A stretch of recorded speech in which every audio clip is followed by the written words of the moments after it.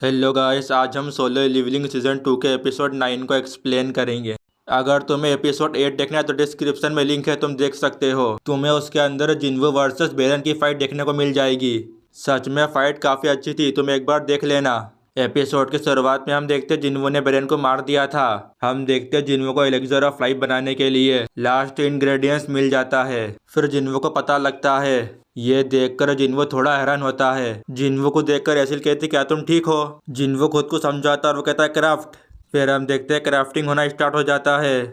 इसके बाद हम देखते हैं वो सक्सेसफुली हो जाता है। जिन्वो कहता था एलिक्सर ऑफ लाइफ पूरा हो गया। वह अपने मन में कहता क्या ये मेरी मोम को ठीक कर पाएगा। इसके बाद हम देखते आयरन ड्रैगन को ले आता है। ये देखने के बाद जिन्वो उसकी तारीफ करता है। फिर जिन्वो उसके ऊपर अपना हाथ रखता है और वह कहता है अराइज। फिर हम देखते वो ड्रैगन की शेडो बाहर आ जाती है। इसके बाद सिस्टम जिन्वो का नाम रखने के लिए कहता है। फिर जिन्वो उसका नाम काइजर रख देता है। और यह सुनने के बाद तो वह जोर से चिल्लाता है। एसिल कहती है इस ड्रैगन के साथ तो हम कुछ ही समय में घर वापस चले जाएंगे।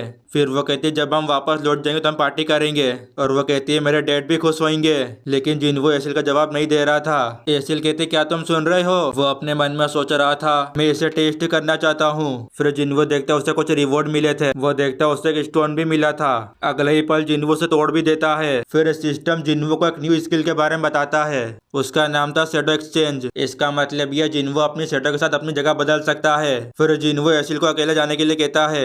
एसिल कहती है पार्टी के बारे में क्या। जिन्वो उसे बताता तुम्हारा रेडिस परिवार 80 फ्लोर पर है। और वो कहता अगर किस्मत ने चाहा तो हम फिर मिलेंगे। हम देखते एसिल कुछ बोलने ही वाली थी लेकिन जिन्वो जा चुका था। फिर हम देखते जिन्वो गली में आ जाता है। जिन्वो कहता है मैंने सचमुच जगह बदल ली अपने पेट्रोल सोल्जर के साथ। फिर उसे पता लगता है कि वो उसे 3 घंटे बाद यूज कर सकता है। इसके बाद हम देखते जिन्वो लंबी जंप मारता है। फिर वो काइजर को समन करता है। वो काइजर के ऊपर चढ़कर चला जाता है। अगले सीन में हमें एक बिल्डिंग का सीन दिखाया जाता है। वहाँ पर चेयरमैन जिंजुल को समझा रहे होते हैं। चेयरमैन बताते हैं हम हंटर की मैजिकल पावर को बेट की तरह इस्तेमाल करेंगे जिससे वो एड्स रानी से दूर हो जाएंगे। और हम एक ऐसी मैजिकल वेब छोड़ेंगे जिससे वो एक दूसरे से कम्युनिकेट नहीं कर पाएंगे। इसी चीज का फायदा उठाकर हमारी टीम अंदर जाएगी। इसके बाद हम फिर उस रानी को मार देंगे। फिर वह जिंचुल से कहते तुम हंटर संघ को कांटेक्ट कर पाए। जिंचुल उन्हें मना कर देता है। अगले सीन में हम बेक और उसके दोस्त को देखते हैं। उसका दोस्त कहता है हम शायद ही कभी शराब पीने जाते हैं। बेक कहता है मुझे बिल्कुल भी समझ में नहीं आ रहा है। फिर वह बेक से कहता है क्या तुम सच में जा रहे हो। और यहाँ पर बेक भी हाँ कह देता है। वो बताता तुमने देखा ही होगा कि यूनसेक की मौत कैसे हुई।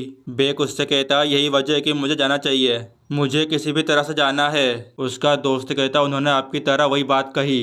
फिर वो बेक को रेड के लिए मना कर देता है। वो कहता अगर तुम मुझे बुलाने के लिए आए हो। बेक कहता है मैं तुम्हें गुड बाय कहने के लिए आया था। बेक बताता है कि हो सकता है कि मैं तुम्हें फिर कभी ना देख पाऊँ। फिर हम देखते हैं हमें हॉस्पिटल का सीन दिखाया जाता है। वहाँ पर जिन्वो था अपनी मोम के पास। इसके बाद हमें जिन्वो का एक फ्लैशबैक दिखाया जाता है। फिर वो कहता है कि वो मेरी गलती थी। जिन्वो अपने मन में कहता है हो सकता है कि वो उसे पी ना पाए। इसके बाद हमें जिन्वो की जर्नी के कुछ फ्लैशबैक दिखाए जाते हैं। और वो कहता है मैंने अनगिनत चमत्कार देखे सिस्टम से। फिर वो सिस्टम के ऊपर भरोसा करता है।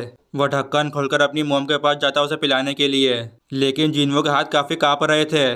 जिन्वो हिम्मत करके उन्हें पिला देता है। फिर हमें दिखाया जाता है वो हील हो जाता है।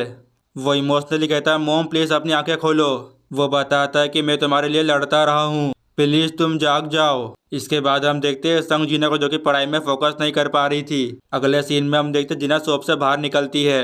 फिर हम देखते वो चांद को देखती है और उसे कुछ गर्म हवा भी महसूस हो रही थी। इसके बाद हमें जिन्वो की मोम को दिखाया जाता है। उन्हें अभी तक होश नहीं आया था। इसके बाद जिन्वो अचानक से हैरान हो जाता है। वो देखता उसकी मोम जाग चुकी थी। मोम कहती क्या तुम जिन्वो हो। फिर वो कहती मैं कितनी देर तक सोती रही। जिन्वो बताता है 4 साल। वो बताता कि आप 4 साल तक सोते रहे। फिर मोम कहती जीना कैसी है। जिन्वो बताता वो अच्छी है। और यह सुनने के बाद मोम खुश हो जाती है। इसके बाद वो जिन्वो का शुक्रिया अदा करती है। और वो कहती तुमने अपना वादा निभाया। वो जिन्वो से कहती तुम काफी बड़े हो गए हो। उसकी मोम की बातें सुनकर वो काफी इमोशनल हो जाता है। मोम कहती है तुम्हारे लिए काफी मुश्किल रहा होगा। जिन्वो कहता है जो कुछ भी नहीं है। वो रोते हुए कहता है कि मैं ठीक हूँ। और इसके बाद तो जिन्वो काफी ज्यादा रोने लगता है। इसके बाद हमें सुबह का सीन दिखाया जाता है। वहाँ पर डॉक्टर हैरान हो रहे थे क्योंकि एक पेशेंट इंटरनल बीमारी से जाग चुका था। डॉक्टर कहता हाँ मुझे पता है इस पर विश्वास करना काफी मुश्किल है। उनका परिवार चाहता है कि उन्हें जल्दी छुट्टी मिल जाए। अगले सीन में हम देखते जीना को जो कि इमोशनल हो रही थी। उसकी मोम कहती जीना तुम बहुत बड़ी हो गई हो। फिर वो रोते हुए उसकी मोम को हक कर लेती है। जिन्वो अपने मन में कहता है मेरी सारी मेहनत रंग लाई, मुझे आखिरकार असली गिफ्ट मिल गया। अगले सीन में हम चेयरमैन गो को देखते हैं। पूरी कंट्री में जेजो आइलैंड एंड्स की वजह से डिजास्टर हो रहा है। इसको हैंडल करने के लिए हम जेजो आइलैंड पर 4th ग्रेट मिशन का ऐलान करते हैं, जिसमें हमारे एस रैंक के हंटर नहीं होंगे।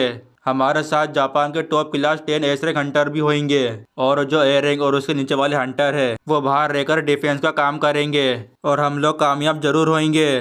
फिर हम जिन्वो के घर का सीन देखते हैं। वहाँ पर जिन्ना ने पूरे घर में रायता फैला कर रखा था, मतलब कि हर जगह कचरा ही कचरा था।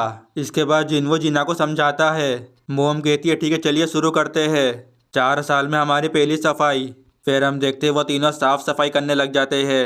जिन्ना की मोम कहती है ये घर काफ़ी पुराना हो चुका है, जमी हुई गंदगी आसानी से नहीं निकलेगी। जिन्ना कहती है आखिरकार हम यहाँ रह चुके हैं जब से मैं पैदा हुई थी। जिन्वो कहता है ये वो सीन है जिसके लिए मैं तरस रहा था। जिन्वो कहता है हंटर होने के दौरान। जिन्वो कहता है क्या मैंने वो लाइन क्रॉस कर ली है जिसे कभी भी पार नहीं करना चाहिए था। इसके बाद जिन्वो की मोम जिन्वो से कहती है क्या तुमने अपने फादर को कांटेक्ट किया। इस पे जिन्वो कुछ भी नहीं बोलता। जिन्वो की मोम समझ जाती है। फिर वो कहती है मैंने न्यूज़ में सुना कि तुम एक हंटर बन चुके हो। वो बताती है हंटर बनने से पहले तुम्हारे डैड फायर फाइटर थे। जिन्ना कहती है मैं भी डॉक्टर बनने की कोशिश कर रही हूँ। फिर हम देखते जिन्वो का एक कॉल आता है। अगले सीन में जिनचुल कहता है आपने प्रेस कॉन्फ्रेंस को अच्छे तरह संभाला। चेयरमैन गो कहते हैं प्रेस कॉन्फ्रेंस के बाद मुझे उससे मिलने की उम्मीद नहीं थी। उसका नाम है थॉमस आंद्रे, वो अमेरिका का एस रैंक हंटर है, नेशनल अथॉरिटी।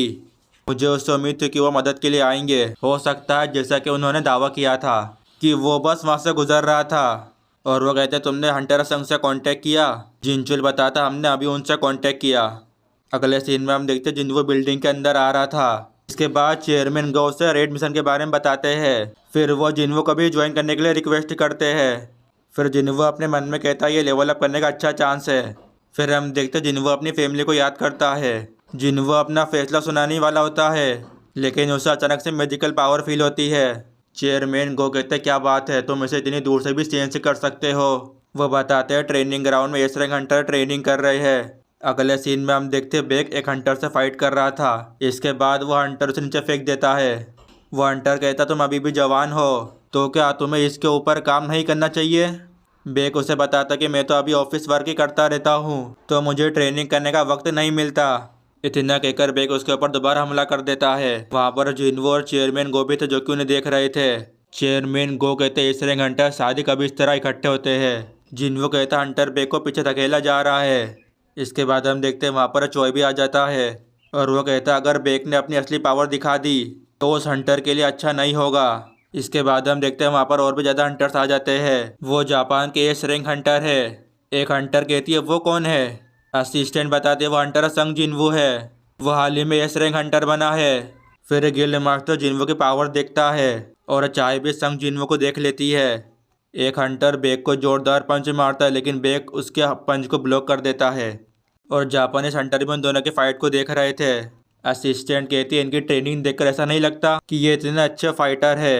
मैं गिल्ड मास्टर को ट्रेनिंग करते हुए देखती आ रही हूँ, तो इसीलिए ये मुझे इतना खास नहीं लग रहे हैं। क्या ये सच में एस रैंक भी है। फिर हम देखते हैं वहाँ पर नाइट गिल्ड का मास्टर भी आ जाता है, और वो कहता मिस ट्रांसलेटर क्या तुम अभी हमारा मजाक उड़ा रही थी। इसके बाद वहाँ पर चाय भी आ जाती है। चाय कहती है बेहतर होगा कि तुम परेशानी का कारण ना बनो। गिल्ड मास्टर कहते हैं वो कह रहे कि हम कमज़ोर है। फिर गिल्ड मास्टर मोटो ने फ्रेंडली फाइट करने के लिए कहते हैं। इसके बाद वहाँ पर वो तीनों भी आ जाते हैं। तो इस फ्रेंडली फाइट में बस कॉम्बैट टाइप हंटर ही हिस्सा लेंगे। जो हंटर अपोनेंट टीम के मेंबर की रिस्ट पकड़ेगा तो वो जीत जाएगा, और यह मुकाबला 1v1 होगा। गिल्ड मास्टर कहते हैं मैं समझाता हूँ, चलिए तो फिर ऐसा करते हैं। इसके बाद हमें 8 हंटर को दिखाया जाता जो कि 4-4 की टीम में थे। फिर वो सारे हंटर एक दूसरे को देखते हैं, और इसी के साथ ये एपिसोड यहाँ पर ही ख़त्म हो जाता है।